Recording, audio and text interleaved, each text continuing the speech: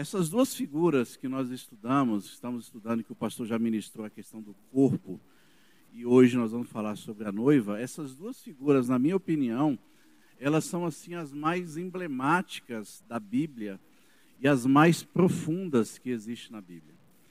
Isso porque essa noção de corpo, ela tem uma visão não somente soteriológica, acerca da salvação, mas ela tem uma visão também de comunidade, de comunhão, ou seja, ela afeta a membresia, mas ela também, ela propaga na eternidade, então ela é também escatológica.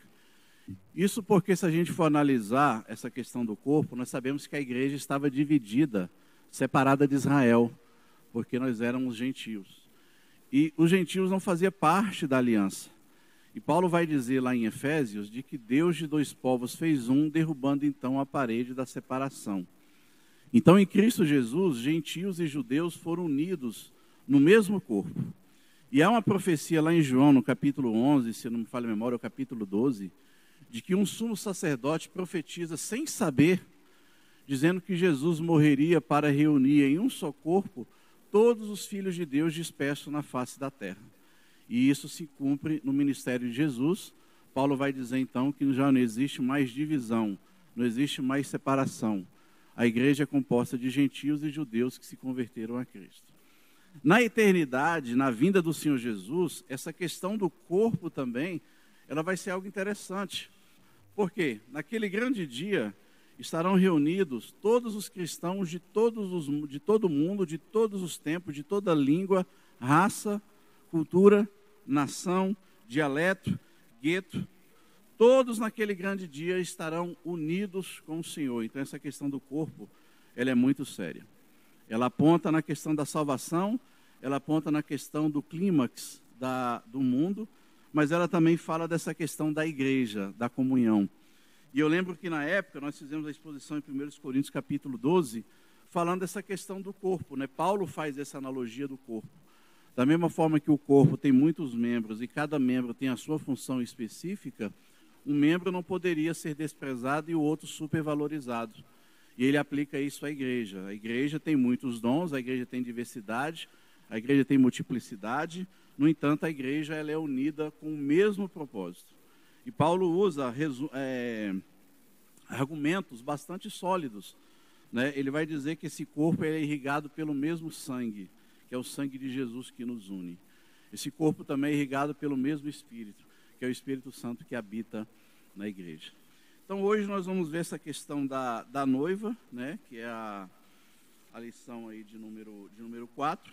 O pastor falou sobre a questão do corpo, hoje nós vamos falar acerca da noiva do Cordeiro. Como eu falei, não somente essa questão do corpo, ela afeta na questão da salvação, na questão da comunhão, na questão escatológica do fim dos tempos, a noiva também, ela afeta essas três áreas. E nós vamos ver alguns versículos hoje aqui, como o sermão é temático, não tem um texto específico, são vários versículos que nós vamos analisar, mas são versículos que estão em concordância, são versículos que estão em harmonia, que falam algumas características dessa noiva de Cristo. Agora, antes de falarmos acerca da noiva de Cristo, é preciso a gente identificar... Eu sei que vai passar, né? Tá. É preciso a gente identificar Deus também, que é o próximo slide, Deus como sendo o noivo. E uma analogia bastante interessante que a gente vai encontrar na Bíblia desde o Antigo Testamento, mas que vai respingar também no Novo Testamento, é essa analogia que Deus faz do seu relacionamento com Israel, do relacionamento do homem para com a mulher. Deus usa essa mesma analogia para expressar o seu amor, para expressar o seu interesse pelo povo, para expressar o carinho e afeto que Deus tinha por aquele povo. Então, para a gente falar acerca da noiva de Cristo do Novo Testamento, nós precisamos voltar lá no Antigo Testamento e ver como que era esse relacionamento de Deus com Israel e tirarmos algumas lições desse relacionamento, desse noivado, desse casamento de Deus com Israel. E eu queria ver, por exemplo, algumas etapas aí. Primeiro, é o Deus que toma essa iniciativa, né, do casamento, do noivado. Nós vamos ver que ele vai preparar essa noiva, ele cuida dessa noiva. Essa noiva, em algum momento, ela se perde pelo caminho. Deus é que corre atrás da noiva. Deus perdoa a noiva. Deus restaura a noiva. E o último ponto, que não está ali, mas está no livro de Malaquias, Deus rompe, Deus efetua um divórcio com essa noiva. Porque essa noiva se prostituiu com outros deuses. E nós vamos ver daqui a pouco na nossa lição. Vamos analisar o início. Tem um texto aí, que é o Isaías 62, verso 5, que mostra basicamente esse relacionamento de Deus com Israel. E diz: porque como o jovem se casa com a virgem, assim teus filhos se casarão contigo. E como o noivo se alegra com a noiva, assim se alegrará de ti o teu Deus. Então o profeta Isaías identifica esse Deus enamorando o povo, Deus observando o povo, Deus se interessando pelo seu povo. Da mesma forma que um jovem, que um noivo se alegra quando encontra a sua amada e tem aquela paixão ardente, assim foi o coração de Deus ao encontrar o povo de Israel e escolher aquela nação de Israel para ser o seu povo. Há um outro texto aí também, é o texto de Jeremias 2:2, olha só que interessante, olha o que diz: vai, clama aos ouvidos de Jerusalém, dizendo, grite aos ouvidos de Jerusalém, assim diz o Senhor, lembro-me de ti e da piedade da tua mocidade, e do amor do teu noivado, quando me seguias no deserto, numa terra que não semeava. Então você vê esse amor romântico de Deus pelo seu povo, Deus abrindo seu coração, expondo o amor dele por aquele povo. Há um outro texto ainda mais forte, que é o texto de Ezequiel 16, de 8 a 14, e nós vamos ver os pormenores daqui a pouco. Diz o seguinte: eu estava passando ali, junto de ti, eu vi você, eis que o tempo era tempo de amores, ou seja, tempo de namoro, de paixão. Estendi sobre ti o meu manto, cobri a tua nudez e dei-te juramento, entrei em aliança contigo, diz o Senhor Deus, e tu ficaste sendo minha. Em outras palavras, Deus estava dizendo: olha, eu vi vocês lá no deserto, vocês eram uma nação pequena. Diante das outras nações, meus amados irmãos, Israel era a menor de todas. E Deus escolhe aquele povo para poder amar. E há uma passagem muito forte que nós estudamos aqui algumas vezes, o livro do profeta Malaquias. Deus faz uma declaração no capítulo 1. Eu vos tenho amado. E o povo pergunta: mas em que o Senhor tem nos amado? Olha a ingratidão do povo. Em que o Senhor tem nos amado? E Deus então declara a eleição. Eu amei a Jacó e aborreci a Esaú. Em outras palavras, eu escolhi vocês, porque Israel é da geração de Jacó. Eu escolhi vocês em detrimento de outras nações. Então Deus coloca a eleição como sendo a prova cabal do seu amor. Só que eu gostei tanto desse versículo aqui de Ezequiel 16, que eu coloquei alguns pormenores. Coloca o próximo slide, o outro. Eu coloquei alguns pormenores aqui nesse texto. Eu sublinhei de amarelo, como vocês podem ver aí, algumas ações de Deus concernente a esse povo. Olha só como que é lindo. E mostra um investimento crescente de Deus para com a nação de Israel. E como que Israel se torna grande. Israel, que era pequeno, Deus faz dessa nação grande. Olha só que interessante. Passando eu junto de ti, vi-te, olhei você, enxerguei você. Eis que o tempo era tempo de amores. A segunda ação de Deus. Estendi sobre ti as abas do meu manto. Outra ação de Deus. Cobri a tua nudez. Outro ponto. Dei-te por juramento. Olha outro ponto. Entrei em aliança contigo, diz o Senhor Deus, e passaste a ser minha, propriedade minha, pertencente a mim. Olha a oração de Deus. Então, eu te lavei com água, enxuguei do teu sangue, ou seja, tratei das tuas feridas, e te ungi com óleo, eu curei você. Olha a oração de Deus. Também te vesti com roupas bordadas. Outra ação. Te calcei com couro da melhor qualidade. Olha Deus dando dignidade para a nação. E te cingi de linho fino. E te cobri de seda. Uma das roupas mais caras da época. Deus continua. E também te adornei com enfeites. E te pus braceletes nas mãos, colar à roda do pescoço.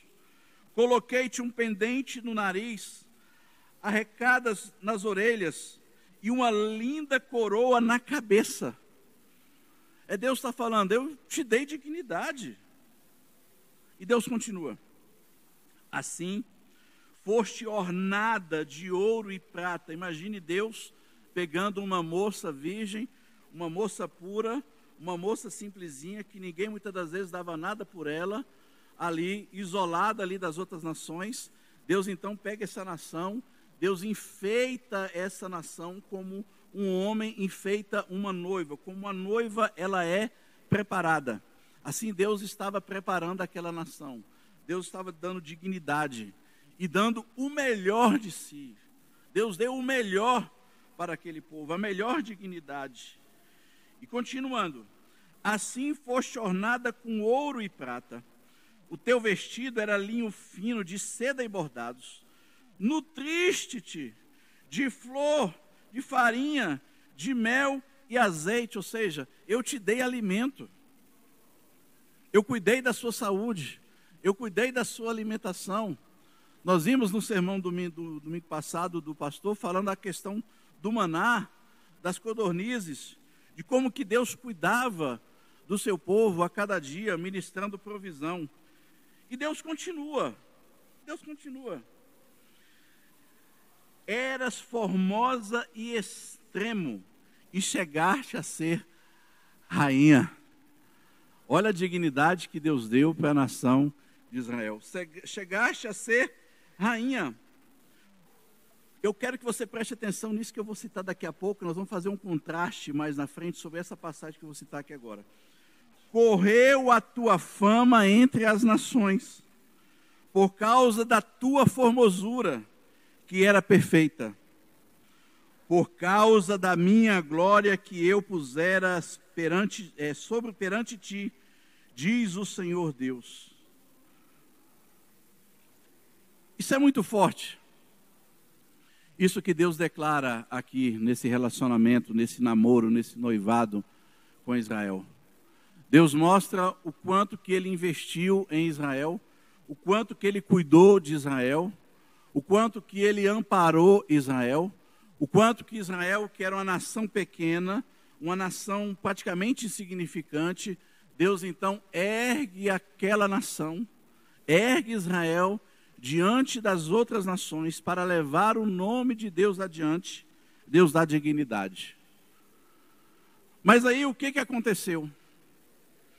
Houve um período na história de Israel que Israel cometeu o que nós chamamos de adultério espiritual.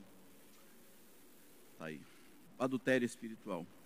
E esse adultério espiritual de Israel era caracterizado pela idolatria, casamento misto, quebra dos mandamentos, apatia espiritual, matança dos profetas, quebra da aliança com povos pagãos, um caos social, declínio moral generalizado. Israel então começa a romper esse namoro com Deus. Israel começa a adulterar com esse noivo, chamado adultério espiritual. E o texto de Ezequiel, capítulo 16, verso de 23 a 26, é um texto muito forte. É um texto tão forte que a Bíblia utiliza uma figura de linguagem aqui, um eufemismo, para poder aliviar alguns termos que Deus vai utilizar aqui. E são termos muito fortes. As pessoas perguntam, poxa, como é que esse texto está na Bíblia? Por que um texto como esse está na Bíblia? É para poder expressar o sentimento que havia no coração de Deus, como marido traído. E Deus vai dizer em Ezequiel 16, 23 a 26. Olha só como que é forte. Ezequiel 16, 23 a 26. Eu vou ler na Bíblia aqui que fica melhor. Porque o meu tablet não estava funcionando, o computador da igreja não estava funcionando. Eu peguei meu computador e coloquei ali, estou usando no celular. Ezequiel 16, verso de 23 a 26. Olha só como que Deus desabafa literalmente com esse povo. 16 a partir do verso de número 23. Olha só. Depois de toda a tua maldade, ai de ti, diz o Senhor Deus, edificastes prostíbulo de culto. Prostíbulo de culto. Em outras palavras, Deus está dizendo, vocês se transformaram numa prostituta. É isso que Deus vai dizer literalmente. Prostíbulo de culto, e fizestes elevados altares por todas as praças. A cada canto do caminho, edificaste o teu altar e profanaste a tua formosura. Lembra que nós falamos agora há pouco? Que a formosura de Israel correu por todas as nações. A formosura. Ele vai dizer agora que essa formosura foi profanada. Olha só como que é forte. Vocês abriram as pernas a todo que passava e multiplicastes as tuas prostituições. E também te prostituístes com os filhos do Egito, teus vizinhos de membros grandes. Membros grandes aqui é um eufemismo, falando do órgão sexual masculino. De tão forte que é essa palavra que o autor de Ezequiel usou um eufemismo. Membros grandes, e multiplicaste a tua prostituição para me provocares a ira. Olha só como que Deus está falando acerca dessa prostituição, desse adultério espiritual de Israel. Deus está comparando aqui a uma noiva, a uma mulher que se casa, e ela de repente acaba se prostituindo, indo atrás dos prazeres da vida, com os amantes da vida. E Deus aqui abre o seu coração como o noivo ferido. Ele abre o seu coração como o esposo traído. Prostituição espiritual. Quando Israel, então, adorava outros deuses. Há um outro texto ainda pesado, é o texto de Jeremias 3,3, que vai dizer: e sucedeu que pela fama da sua prostituição contaminou a terra, porque adulterou com a pedra e com a madeira. Ou seja, Deus aqui dá o motivo. Deus aqui dá o motivo pela qual ele considera que Israel traiu ele. Olha, vocês passaram a adorar a pedra e a madeira. Vocês passaram a adorar outros deuses. E olha só o contraste. Lembra que eu falei aqui para vocês memorizarem o que nós acabamos de dizer acerca do elogio que Deus faz a Israel? Antes, a fama de Israel, é o texto que nós lemos, né? Olha só, o texto de Ezequiel 16, de 8 a 14. Ezequiel vai dizer, correu a tua fama entre as nações, por causa da sua formosura, pois era perfeita, por causa da minha glória que estava sobre ti, que eu coloquei sobre ti. Agora aqui, Deus está falando, olha, a tua fama que está correndo agora, não é mais a fama da formosura, por causa da minha glória que estava sobre ti. A fama que está correndo agora é a fama da prostituição. Então, nesse sentido, Israel acaba prostituindo-se, quebrando essa aliança com Deus. Há uma outra passagem ainda que vale a pena citar.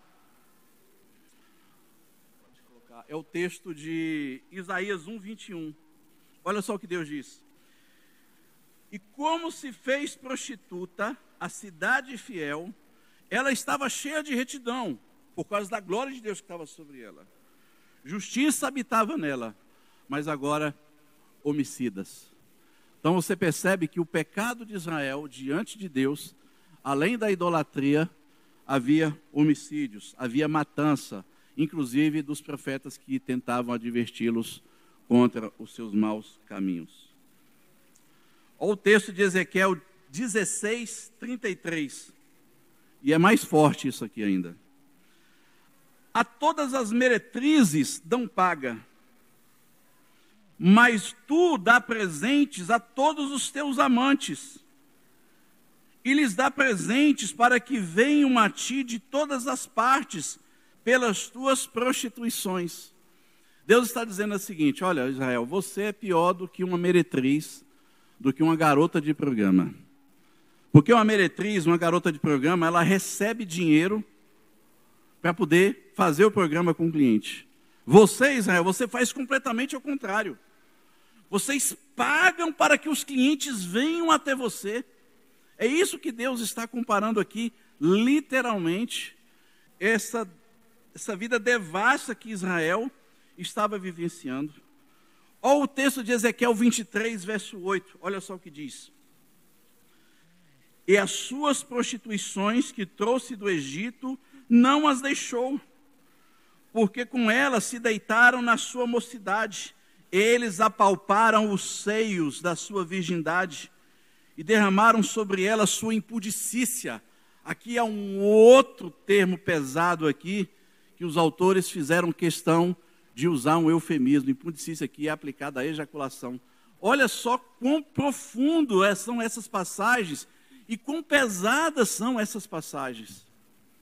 Mas isso tudo, meus amados irmãos, expressa o sentimento de Deus, o coração de Deus, a indignação de Deus concernente àquela quebra da aliança. Israel sai de noiva para uma meretriz. Isso que acontece literalmente nesse noivado de Deus com o seu povo. Quando nós analisamos a vida de um profeta, que nós já estudamos aqui, por exemplo, o profeta Oséias, pode colocar o próximo. Você vai ver, por exemplo, que Israel, com as suas joias, eles andavam atrás dos amantes, esquecendo de Deus. Vocês conhecem bem a história de Oséias. Oséias era um profeta do Senhor, ele era padeiro, mas profeta do Senhor. E Deus dá uma ordem a Oséias: Oséias, vai até a uma casa de prostituição, vai até uma determinada cidade e toma para si uma prostituta. Oséias sentiu na pele aquilo que Deus haveria de sentir pelo seu povo. A Bíblia diz que Oséias foi e tomou Gomer, filha de Diblaim, uma prostituta. E com ela teve 3 filhos. E um desses filhos, inclusive, não era de Oséias. O nome dos filhos era Loruama, Loami e Jezreel. Em outras palavras, esses nomes querem dizer as coisas mais terríveis do mundo. Os nomes querem dizer desgraça. Os nomes querem dizer abominação. Os nomes querem dizer não meu povo. E Oséias então se casa com Gomer. Gomer acaba adulterando. E Oséias tenta investir em Gomer. Ele leva pão, ele leva mel, ele leva vinho, coloca nas portas de Gomer. Mas Gomer achava que quem colocava aquilo não era Oséias, mas era um dos seus amantes. Oséias então coloca Gomer de volta dentro de casa. Gomer o trai novamente. Ela volta para a vida de prostituição. Diz a Bíblia que em um determinado momento Gomer estava para ser vendida em praça pública. E Oséias poderia muito bem usar a sua reputação e exigir o apedrejamento daquela mulher conforme a lei mandava. Oséias, ao invés de exercer a sua reputação, ele abre mão da reputação em prol da sua dignidade. E a Bíblia diz que Oséias foi lá e comprou Gomer de volta. Comprei, pois, por 20 moedas de prata. E disse: você ficará aqui. E Oséias colocou Gomer dentro de casa. Talvez esse exemplo de Oséias era uma forma de Deus dizer para o povo: olha, da mesma forma que Oséias ficou dessa forma, eu também fiquei. E aí, alguns textos de Oséias aqui vai exemplificar isso. Coloca mais o Coit, vai passando. Por exemplo, Deus mandava alimento e o povo agradecia a Baal. Oséias 2, verso de número 8. O povo se prostituindo acabou abandonando a Deus, é o texto de Oséias 5, verso 12, e o capítulo, Oséias 5, verso 12. Outra questão, Oséias 5, 14. Havia as prostitutas cultuais. Essa questão das prostitutas cultuais era bastante interessante. Os povos daquela época, eles cultuavam os deuses da fertilidade. E esses deuses da fertilidade, eles eram cultuados, eles eram adorados por meio de prostitutas cultuais, que serviam os seus corpos para que os homens pudessem cultuar os deuses da fertilidade. Os deuses da fertilidade, segundo a tradição da época, era para poder abençoar a sua lavoura, abençoar a sua sementeira, abençoar o seu rebanho. E o povo de Israel, os homens, acabou se relacionando com essas mulheres. A gente vê isso, por exemplo, no livro de Neemias. Quando o povo sai do Egito, quando o povo sai da Babilônia, foi reduzido a uma pequena nação, e aquele povo acabou se prostituindo com outras mulheres e adorando outros deuses. A gente vê isso, por exemplo, em Malaquias, que os sacerdotes estavam separando de suas esposas, de suas mulheres, para ir atrás de outras mulheres, mulheres pagãs que adoravam outros deuses. Agora veja só algumas ações de Deus que eu destaquei ali.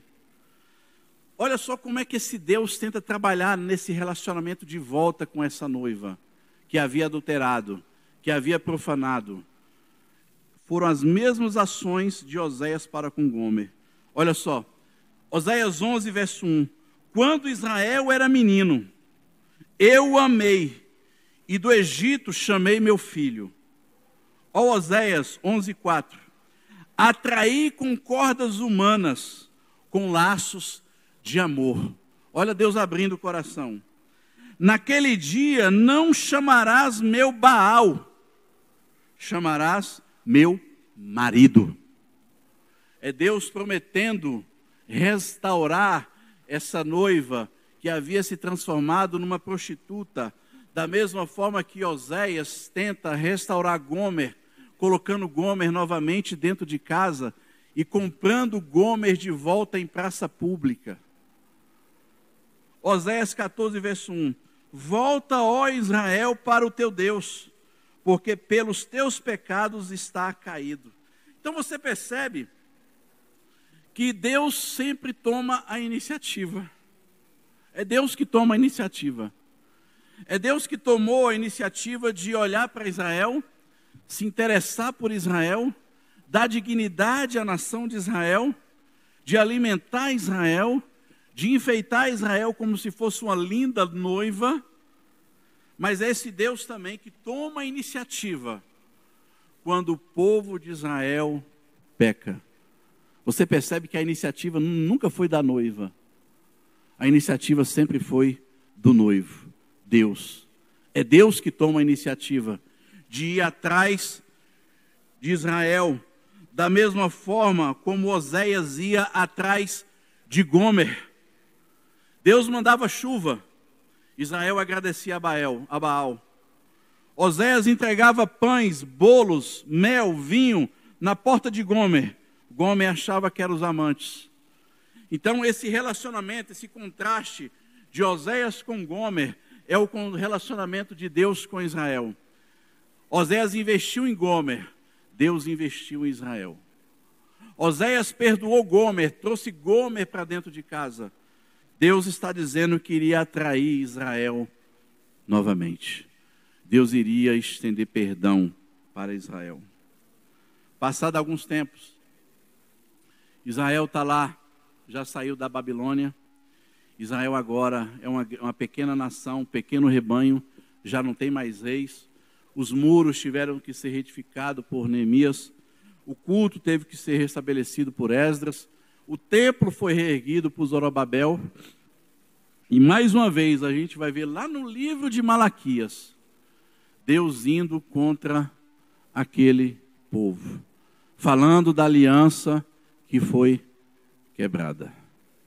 E aí você me pergunta, o que aconteceu? Após o livro de Malaquias, o último profeta do Antigo Testamento, Deus ficou 400 anos sem falar com o seu povo. Deus ficou 400 anos sem se relacionar com o seu povo. É como se fosse um divórcio que havia sido feito, mas não da parte de Deus. O povo de Deus, por conta dos seus pecados, por conta da idolatria, por ter traído Deus com outros deuses, acabou rompendo. E Deus fica 400 anos sem falar com o seu povo. Algumas Bíblias antigas, você vai ver que entre Malaquias e Mateus, geralmente algumas editoras colocavam 4 páginas brancas, né? 4 páginas brancas. E essas 4 páginas brancas representam justamente isso. Esses 400 anos que Deus ficou sem falar com o seu povo. Só que aí, como Deus ama o ser humano, Deus envia Jesus nessa nova aliança. A aliança havia sido quebrada por Israel. Esse casamento, essa aliança, fora quebrada com Israel. Deus então envia Jesus para estabelecer essa nova aliança. Por isso que eu disse que antes de nós falarmos de Jesus como noivo, era necessário falarmos sobre esse relacionamento de Deus com Israel. A aliança foi quebrada. Deus então envia Jesus. E Jesus também, ele se identifica como noivo. É o texto de Mateus 9,15. Jesus foi o primeiro a introduzir essa analogia, esse paradigma da noiva para a igreja. Ele referiu a si mesmo como sendo o noivo. Olha só que interessante.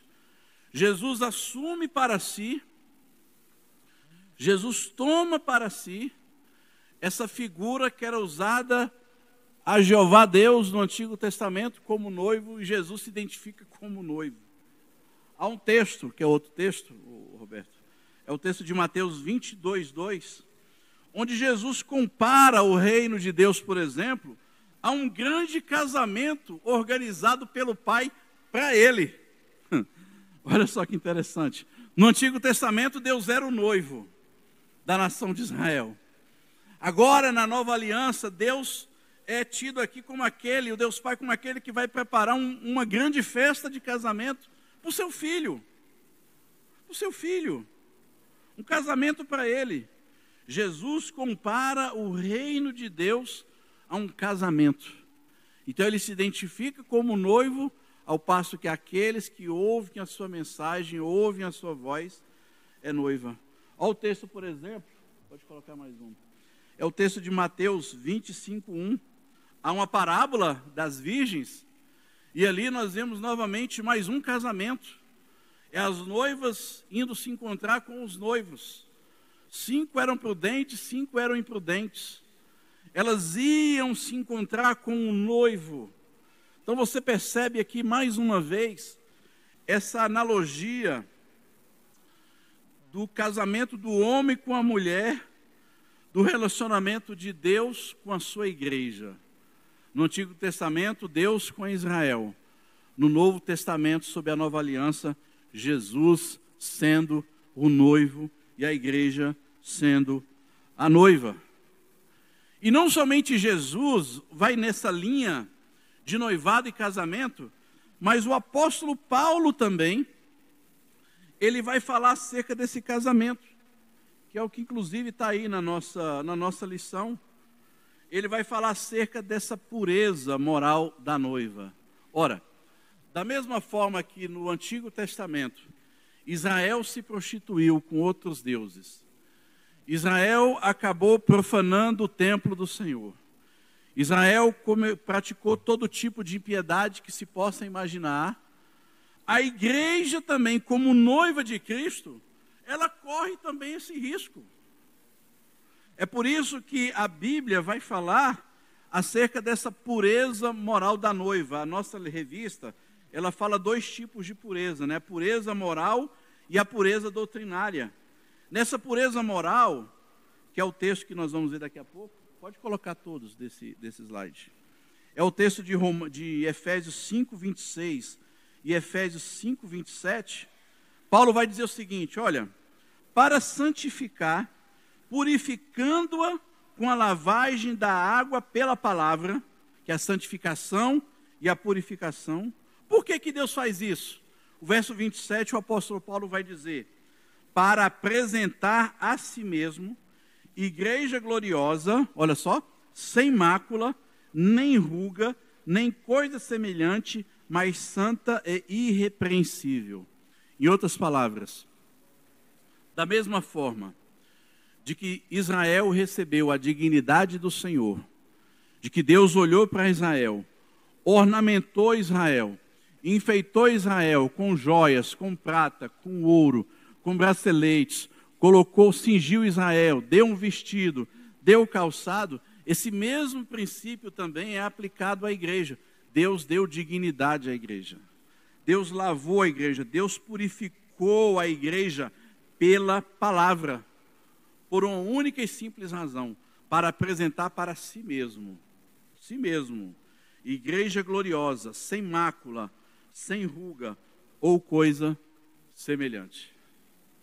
É por isso que o texto de Efésios, ele é muito profundo e é algo que corta no meu coração constantemente. Porque se a gente for analisar algumas passagens, nós não vamos ler, mas algumas passagens antes desse versículo aqui do capítulo 5, nós vamos chegar no capítulo 3 e 4 de Efésios, onde Paulo diz que nós devemos se despir do velho homem constantemente e se revestir do novo homem que há em Cristo Jesus. Ou seja, de que eu não devo mais praticar ou ter as obras que eu tinha no mundo agora nessa fé cristã. Na fé cristã eu tenho que se despir do velho homem. Da mesma forma que Deus mandava Israel abandonar os ídolos, deixar os ídolos, abandonar os postes ídolos, deixar as coisas imundas para trás. Da mesma forma também a igreja, como tendo essa pureza moral, sendo a noiva de Cristo, ela também deveria abrir mão dos seus pecados, porque os pecados acabariam maculando essa noiva, encheria essa noiva de ruga, essa noiva não seria gloriosa. Deus haveria de exercer juízo. E nós sabemos que Deus já fez isso no Novo Testamento. Deus fez isso não somente no Antigo Testamento, Deus também exerce juízo no Novo Testamento. E é tão sério que lá em 1 Pedro, Deus vai dizer que o juízo de Deus começará não é pelo mundo. Diz a passagem da Bíblia lá em 1 Pedro que o juízo de Deus começa pela casa de Deus. E há uma igreja lá em Apocalipse, nós vimos aqui nos sermões do pastor Alexandre, que são fantásticos. Nós vimos em uma das igrejas, a igreja de Éfeso, de que Deus fala: ó, se vocês não fizerem isso, eu virei sobre vós e retirarei o seu candeeiro, tirarei a sua capacidade de brilhar. E nós aprendemos aqui, através de uma aula do nosso irmão Fernando, fazendo a exposição em Efésios, de que a cidade de Éfeso hoje representa a Turquia. E a Turquia hoje é um dos maiores países muçulmanos que nós temos ali, naquela região ali da Europa e Oriente Médio. Mas ali havia uma igreja, mas Deus tirou o seu candeeiro, literalmente. Então você percebe que esse mesmo princípio de que Deus utiliza no Velho Testamento, Deus utiliza também no Novo Testamento, mesmo na perspectiva da graça. Uma outra pureza aí que o nosso autor da lição destaca é a questão da pureza doutrinária. Não, ainda continua, né? A pureza moral da noiva. É o texto, pode colocar o outro. Continuando. Isso, olha só que interessante. Aí vocês vão chegar no ponto que eu estou tentando dizer para vocês. Olha o texto de 1 Tessalonicenses 4, de 3 a 5. Porque essa é a vontade de Deus, a vossa santificação, que vos abstenhais da fornicação, que cada um de vós saiba possuir o seu vaso em santificação e honra, não na paixão da concupiscência, como os gentios, que não conhecem a Deus. Então você percebe que esse mesmo princípio do Antigo Testamento, de que Israel deveria ser diferente das outras nações, esse mesmo princípio se aplica à igreja. A igreja deveria andar de modo diferente que os gentios andavam. Quando você vê Deus, por exemplo, entregando os 10 mandamentos, ou os mandamentos para Israel, você tem que perceber uma coisa. Israel passou 400 anos no Egito, 400 anos, absorvendo toda a cultura do Egito. Quando Deus entrega a lei a Israel, a lei moral, a lei civil, a lei cerimonial, era para que Israel pudesse se diferenciar de outras nações. Por exemplo, há uma passagem na Bíblia, lá em Levítico, que Deus proíbe cozinhar o cabrito no leite. Deus proíbe o povo de Israel cozinhar cabrito no leite. Quando você vai estudar a tradição daquelas nações pagãs, as nações pagãs cultuavam os deuses da fertilidade cozinhando cabrito no leite. Então há diversos mandamentos no Antigo Testamento que visava isso. Israel tinha que ter uma identidade.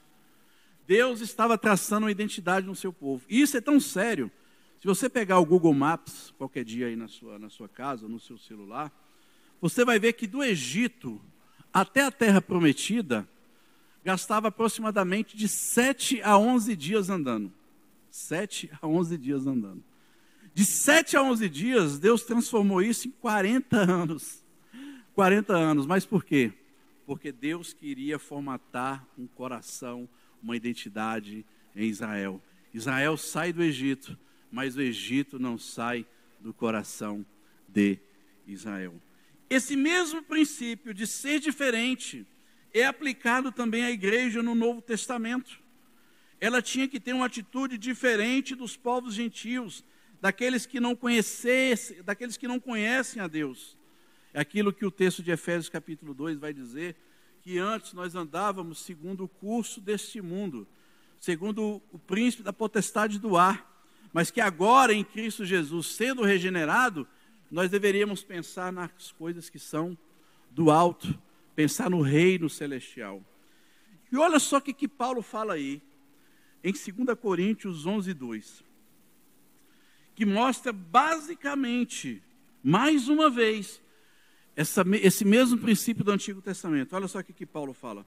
Porque eu estou zeloso com o zelo de Deus, porque vos tenho preparado para vos apresentar, olha só, como uma virgem pura a um marido, a saber, Cristo.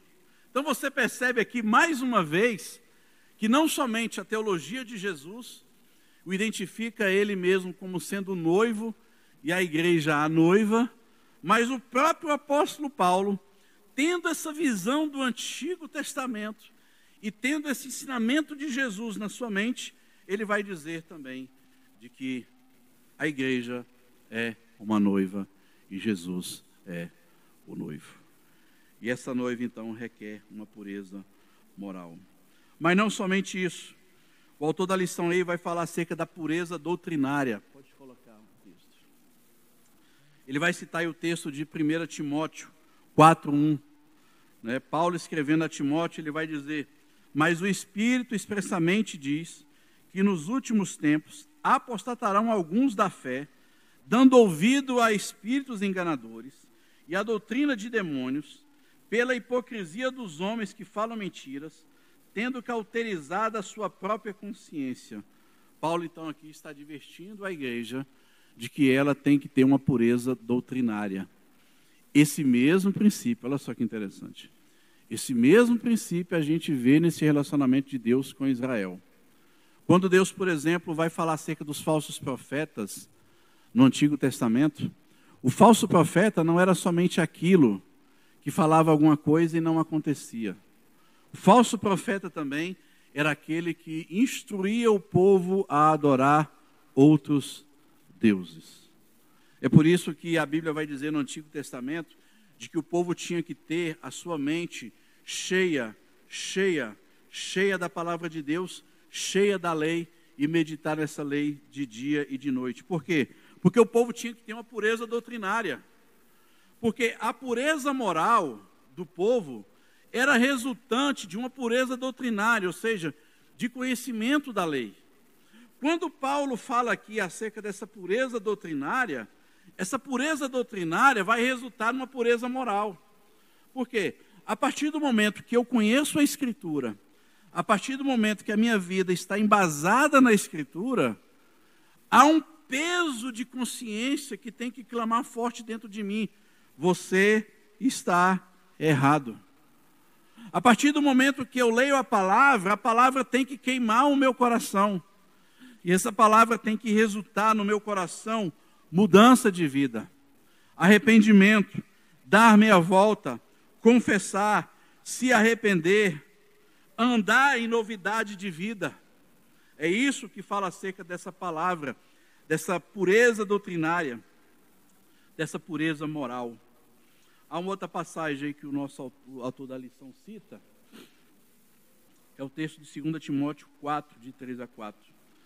Porque virá o tempo em que não suportarão a sã doutrina, mas tendo comichão nos ouvidos, amontoarão para si doutores conforme as suas concupiscências, desviando os ouvidos da verdade, voltando às fábulas.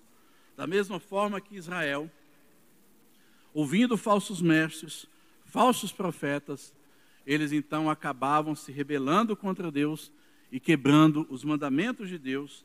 Há uma recomendação para que a gente tenha cuidado. Eu gosto muito do texto de 1 João 4, de 1 a 6, de 1 a 7. Nós já estudamos aqui uma vez, eu lembro.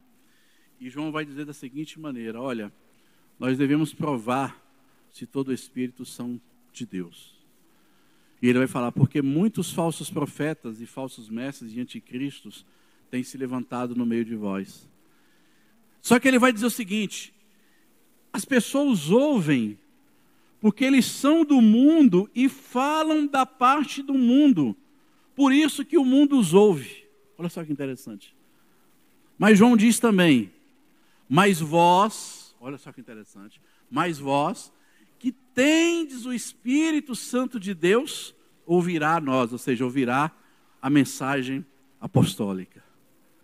E nós vimos aqui algum tempo atrás, de uma viagem, nós vamos fazer novamente, de uma viagem que nós fizemos no livro de Atos, onde mostra claramente essa mensagem apostólica. Jesus morreu pelos nossos pecados e ressuscitou, de que nós somos suas testemunhas. Jesus morreu pelos nossos pecados e ressuscitou, de que nós somos suas testemunhas. Essa mensagem apostólica, esse credo apostólico, ele deve se fazer presente constantemente na nossa vida, para que nós não possamos cair em erros doutrinários, em heresias, modismos, sincretismo religioso, dar ouvido a qualquer profeta, dar ouvido a qualquer voz de pessoas que tentam deturpar o Evangelho.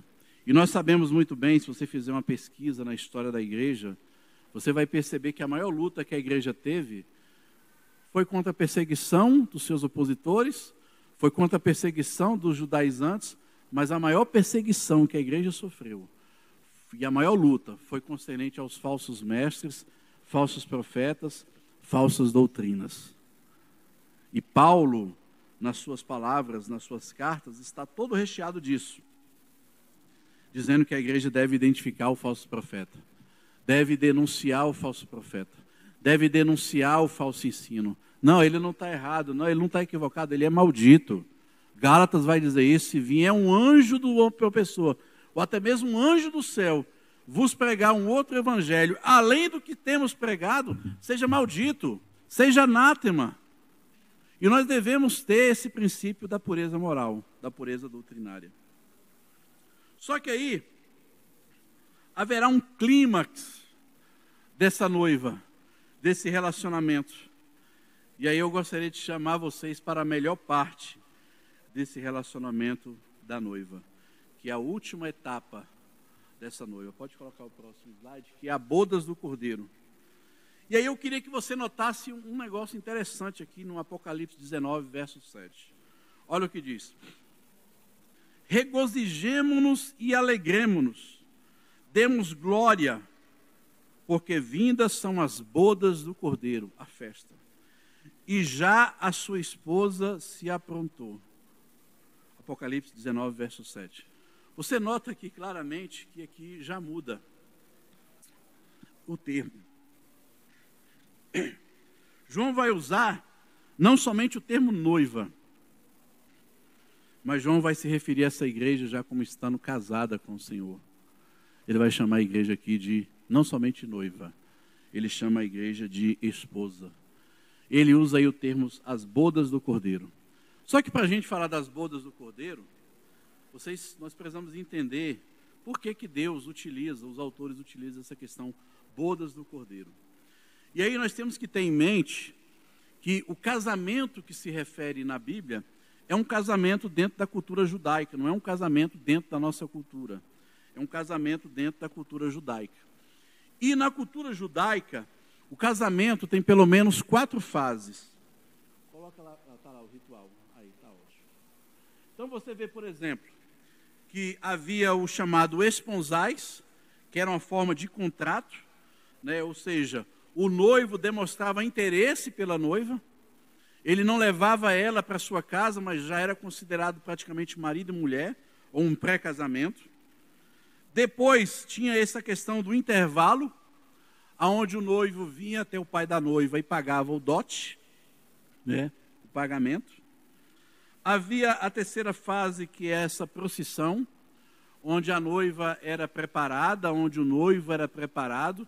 Ele ia até a casa da noiva com muitos músicos, com seus amigos, muita música ao torno, ia buscar a noiva na casa dos pais dela, e ia em procissão até a casa dele, ou na casa dos seus pais, para poder fazer a última etapa, que era as bodas. Nesses quatro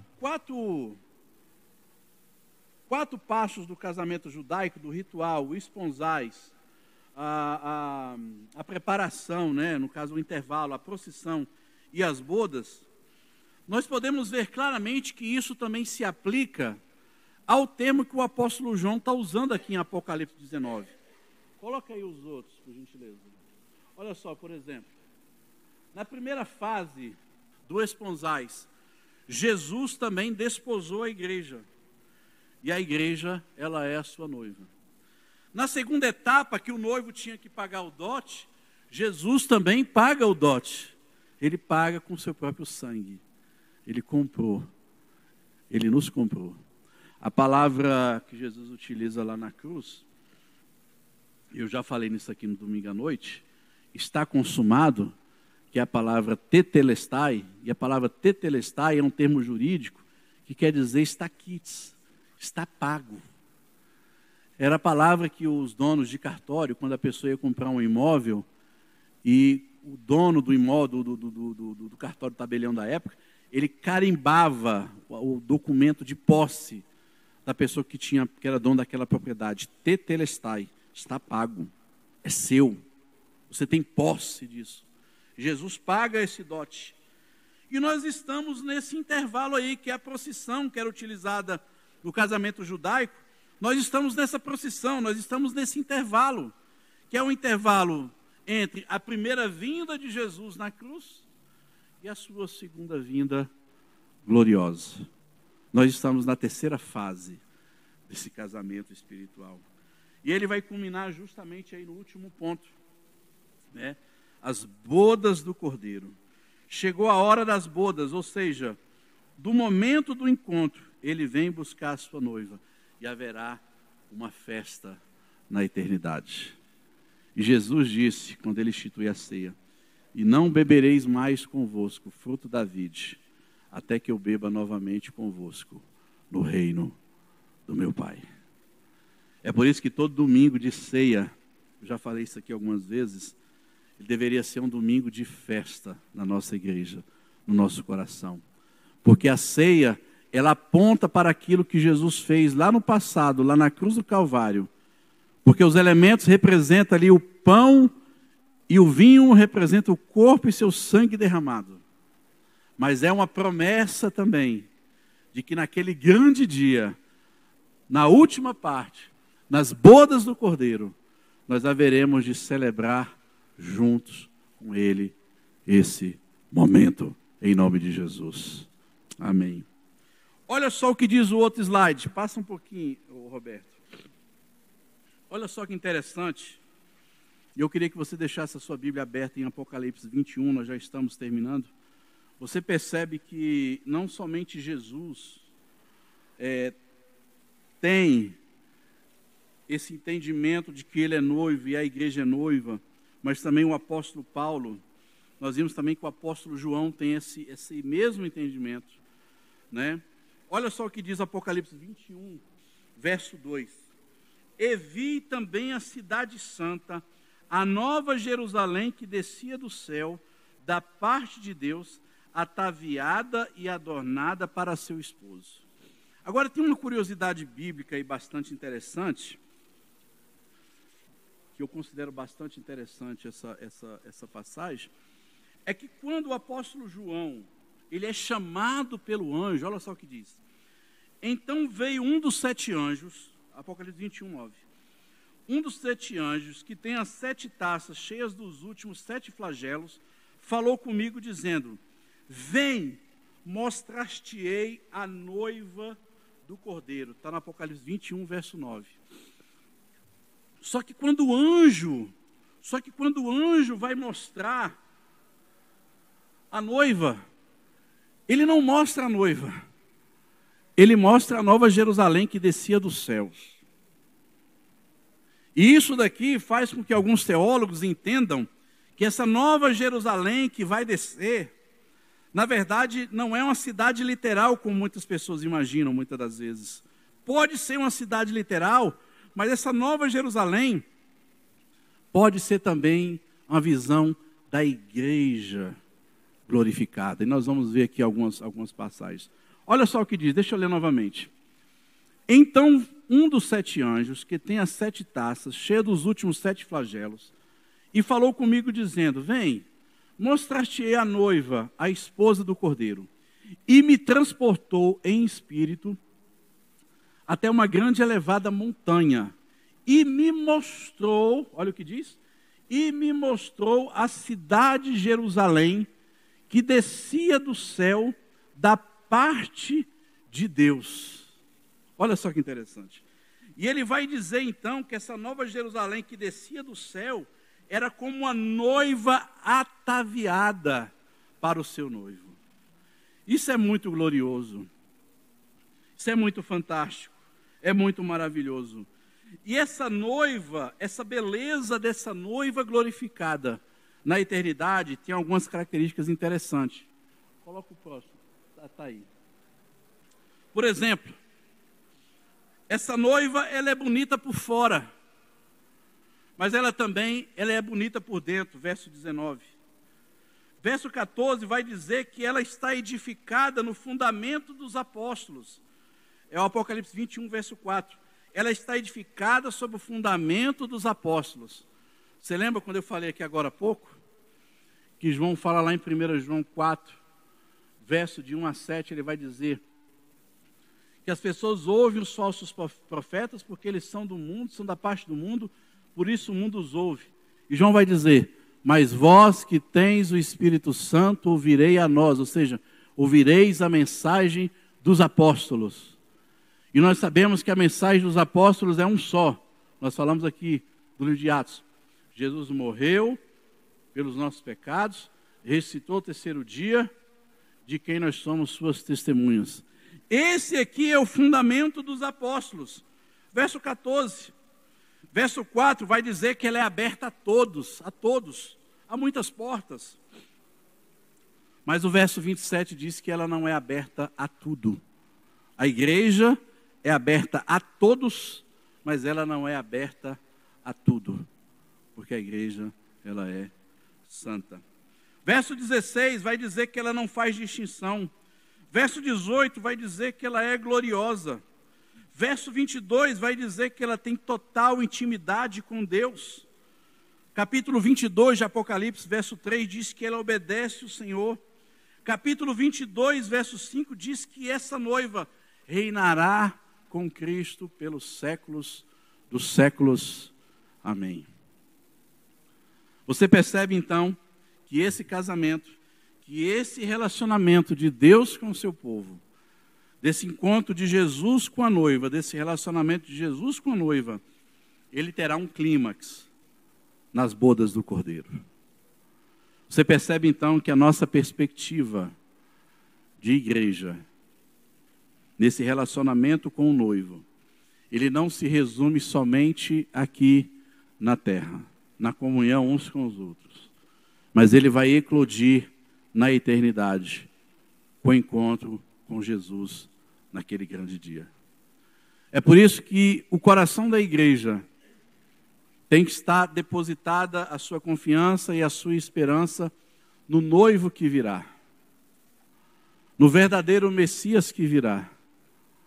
Não em políticos, não em homens, não em sistema de governo, não em políticos que fazem promessas, não em movimentos, não em ideologias, mas a fé dessa noiva está na esperança da vinda gloriosa de Cristo Jesus. Da mesma forma que houve essas 4 etapas do casamento do judeu, a igreja também haverá de experimentar essas 4 fases, está experimentando essas 4 fases desse casamento com Deus. Jesus se interessou pela sua igreja. Jesus comprou essa igreja. Jesus cuida dessa igreja. Estamos nesse momento de preparação entre a primeira vinda e a segunda vinda. Mas vai chegar um dia em que Ele nos chamará. Haverá um dia de que todas as tormentas, de todas as pelejas, que todas as lágrimas, que todas as angústias, que todas as dificuldades haverão de cessar. E que o meu coração, enquanto noiva, deve cuidar para que eu não macule a minha vida espiritual. Eu tenho que fazer com que eu venha a ter zelo pela minha vida, ter essa pureza doutrinária, ter essa pureza moral, essa pureza espiritual. E aí nós partimos para a conclusão de que devemos nos guardar puros para Cristo. Da mesma forma que a noiva, quando ela está sendo preparada, ela se guarda para o seu noivo. A igreja deve se manter puro. Não fazer como Israel, que profanou os mandamentos do Senhor. Devemos evitar toda aparência do mal, evitando pela vida moral. É aquilo que Paulo nos conclama em Efésios, para que possamos se despir do velho homem e se revestir do novo homem que há em Cristo. Devemos zelar pela doutrina bíblica. Eu tenho que crer que a Bíblia é a palavra de Deus. Eu tenho que crer que isso daqui é a minha única regra de fé e prática. Por último, devemos aguardar ansiosamente pela volta de Jesus. Eu tenho que ter esse mesmo desejo do apóstolo Paulo, de confiar e esperar ansiosamente pela vinda de Jesus. Eu acredito que esses são alguns princípios bastante interessantes. Eu queria só ler aqui os 2 últimos parágrafos aqui da nossa lição.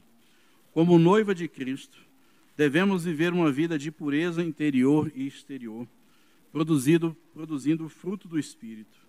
Também devemos estudar a palavra de Deus diariamente para que conheçamos bem as doutrinas bíblicas e zelar para que a nossa igreja pregue somente a sã doutrina. E nesse sentido eu gostaria de convidar você a vir nos cultos de quarta-feira, porque nós estamos estudando temas que são cruciais para a nossa vida cristã. Estamos falando sobre meios de graça nos cultos de quarta-feira.